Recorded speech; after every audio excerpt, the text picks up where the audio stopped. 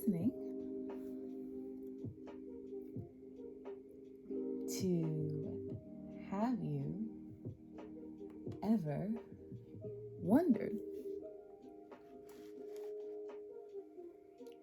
It is Wednesday, July 13th, 2022. I'm Chloe,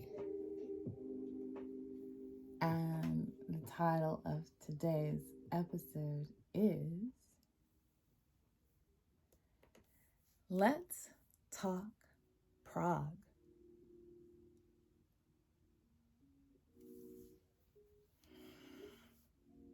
I gotta start by saying that I really do think a species, a culture, or whatever, we try to categorize things too much. Sometimes.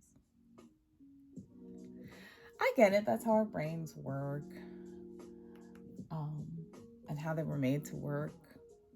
They're constantly looking for patterns amongst things and then grouping them together in a way that our brain perceives that they fit together or follow similar patterns.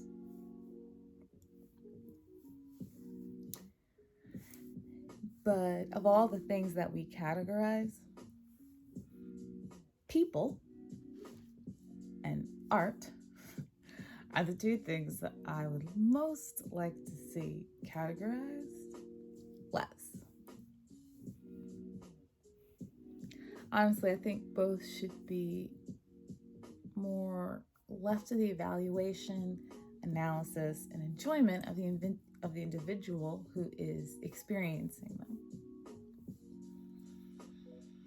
Now, we don't even need to walk over toward touching the categorization of different people groups today. Just sit that over there and we'll talk about it later. But art, visual art, film, music. Music genres alone, I definitely get sick of. For me, the question is, do you like the song or do you not like the song? That's it. That's all that matters. That said, progressive rock music, often known simply as prog or prog rock, for me, it's a stunner.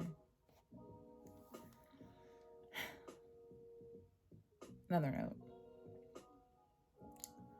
I will not be playing any of the songs that I refer to today. I know I kind of skirted around that on a past music-themed episode by playing live footage, all of which I had personally taken, of various bands. But I kind of barely squeaked by with that, and there was next to no chance that I'd get away with, nor do I want to, playing songs straight off someone's album without their permission. So, in addition to licensing and copyrights and intellectual property and stuff, I don't want to be disrespectful. Though, if you're listening to / watching this between the evenings of July 12th and July 13th, Eastern, one of the songs is up on my IG story. Or a song from one of the bands, I'll put it that way. It's not necessarily a bad thing for you to do some of this legwork, though. It gives you the opportunity to listen with more depth at your leisure, without me telling you, but you taking the adventure into your own hands and finding out what songs by these bands or other prog bands or other artists in general that you like. And along with that comes the opportunity to support the ones that you like by buying albums, buying tickets to their shows, buying merch. Do you know how much audio equipment costs? Touring? Or even just having a batch of t-shirts printed up. Man, support.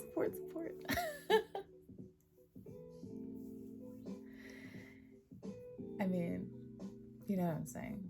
If you appreciated band's work, do more than just stream their stuff on Spotify. That's what I'm trying to say. Anyway, if you don't like prog, which, how? No judgment. If you don't like prog, then you gotta blame Dream Theater for today's episode because they're the reason why I'm doing this. Originally, I was gonna do an entire episode on their song Octavarium and do like a deep dive on the song itself. It comes off the album of the same title, and it's 24 minutes long. Yes, I said 24 minutes long, and it's honestly one of my favorite songs. I was going to take you through all the parts we were going to discuss. Maybe we'll do like a supplemental episode one day or something where I actually do that for real. But I'll just give you a quick anecdote about it instead.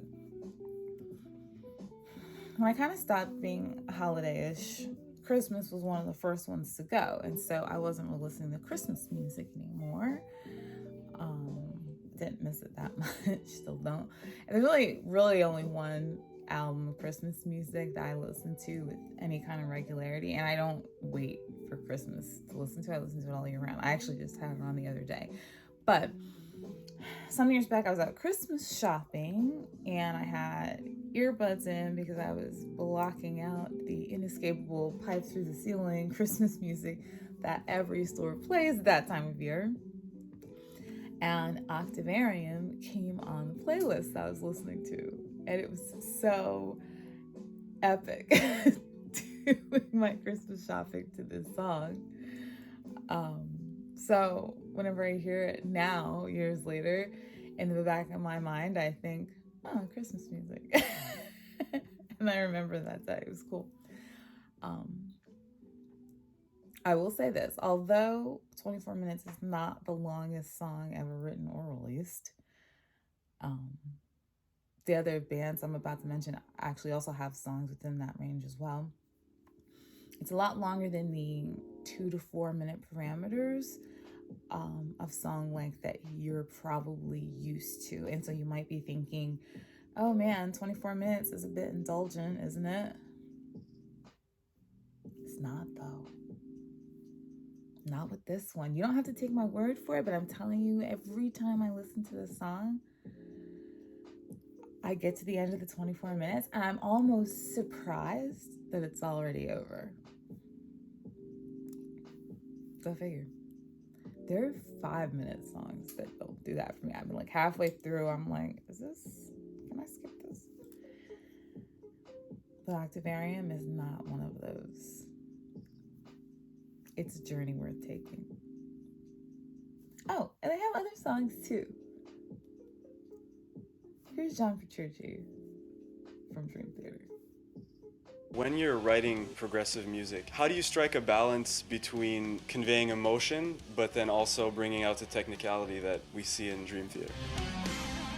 It's just all about songwriting. It's about trying to convey whatever message you have inside musically. You want to get that point across in the best way possible. If that message is something that's really intense, it might require a lot of technical elements in order to make it sound intense and to kind of get people's blood pressure to rise. The ultimate is when you can say, we have a certain vision, let's make it happen, and then you actually do make it happen. That's where you get that balance of emotion and technicality. Love it. They're really good. Put them on your list if you don't know who they are.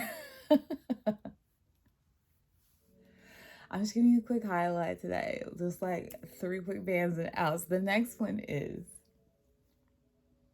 the one that's on my story if you saw it already. Man,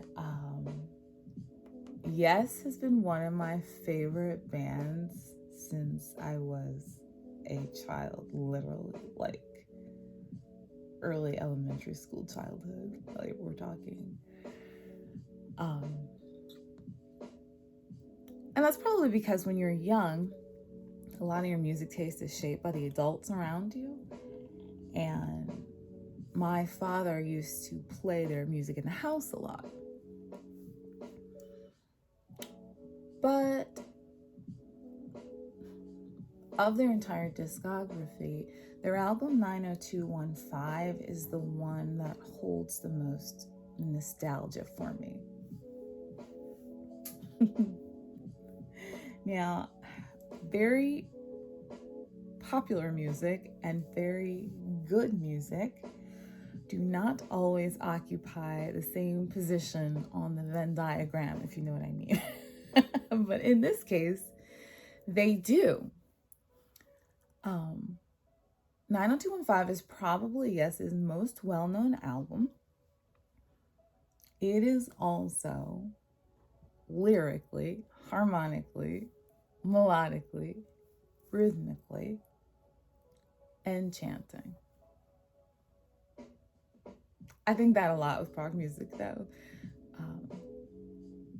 because of the sometimes unconventional elements or progressive elements in the songs, like chord progression. You can make or break a song for me with chord progressions, no lie. And if you break a song with the chord progressions for me, I'm out. It's one of the most important elements to songwriting for me personally. Not that I write the songs, but the me listening to the songs. But also things like rhythmic patterns, time signatures, instruments used, the types of effects put on this instrument, etc., etc. Somewhere, who knows where it is now, there's even a recording of little kid me singing along with their song Leave It, which is the one I had in my story yesterday. I mean, it's still there. There's also Changes, Hold On, It Can Happen. Yo, I was in here jamming last night to that album. I hadn't listened to it in a while, and it's so good.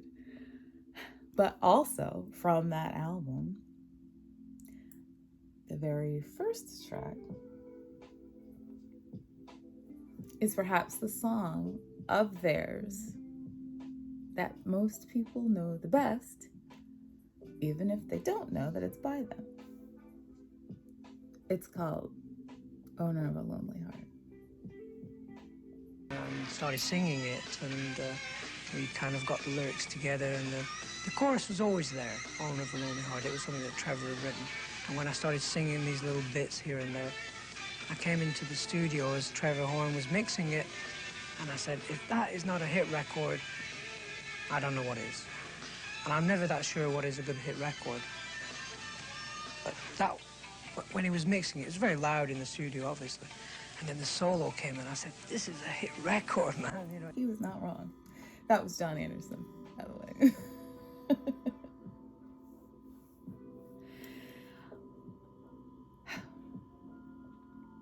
I don't care how old you are, but if you're interested enough in music to still be listening at this point, you may also probably be old enough to remember 1999. Yes, the last century, the last millennium. 1999. Remember 1999? That, amongst other things, is the year that the Tarzan movie came out. And although, of course, everyone already knew the story of Tarzan, and so telling it in an animated form wasn't really going to be reinventing the wheel, the thing that Disney did, was they got Phil Collins to do the soundtrack. And did he ever do that soundtrack? There are still songs from that movie that can make me tear up. Me. Alas, years before that, Phil was in a little prog rock band called Genesis. With some bands, you can ask me, like, what's your favorite song from this band? And then I'll be like, boom, here it is, no questions. And then with other bands, I'm like, how dare you ask me to make a selection like that? I cannot. I might be able to narrow it down for you. I will not choose only one. And that was what I went through as I was going through.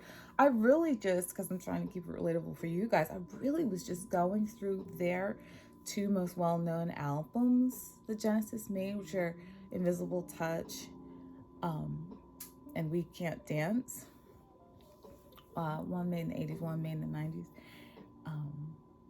And I sat here going through the tracks, trying to figure out which one might be the favorite. Was there even a favorite? Is it Tonight, Tonight, Tonight? Is it In Too Deep? Oh, man. Speaking of Tonight, Tonight, Tonight, go on YouTube and look up Tonight, Tonight, Tonight beer commercial. I think it's a beer commercial, or just put in commercial. There's this old commercial of them performing that song. Bands don't really do that anymore, where they like put a live performance of a band in a commercial for a product. So it's pretty cool. I think the one I settled on saying it's not my favorite, I just really, really, really like it, is Hold On My Heart. I've been known to play songs on repeat for hours. And that one's definitely gotten the repeat treatment before. We'll put it that way. We're actually going to come right back to that in a few moments.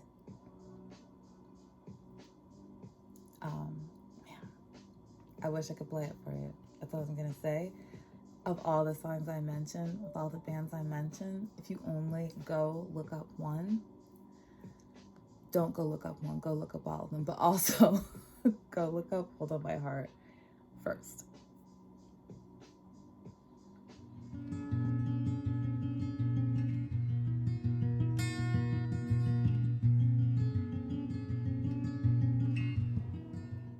For poetry time today,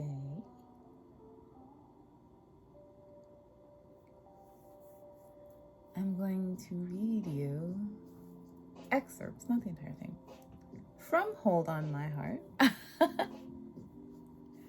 This is why I put it last and why I sort of half finished that section, half didn't, because I knew it was coming right back to it.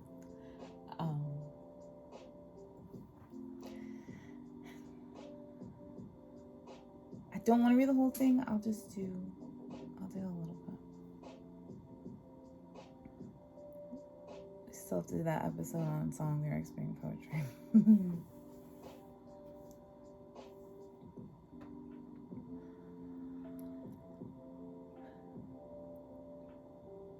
Hold on, my heart.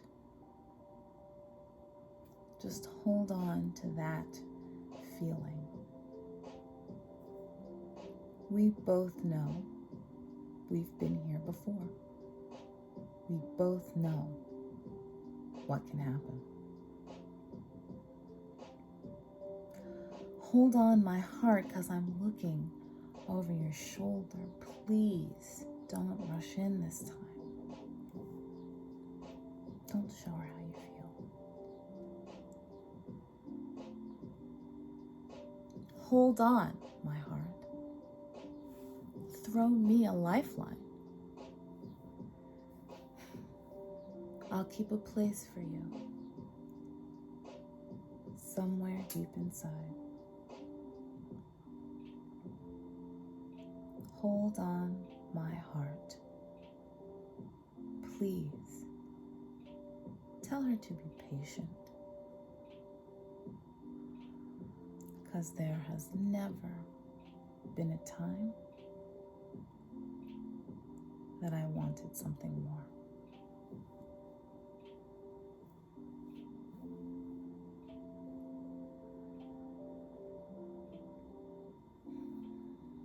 I'll let you go do the rest yourself. One quick, more modern, honorable mention: Coheed and Cambria, stories, themes, cohesion, technicality. Go do it. Oh, there's so many, many, many Prog artists that I didn't even touch.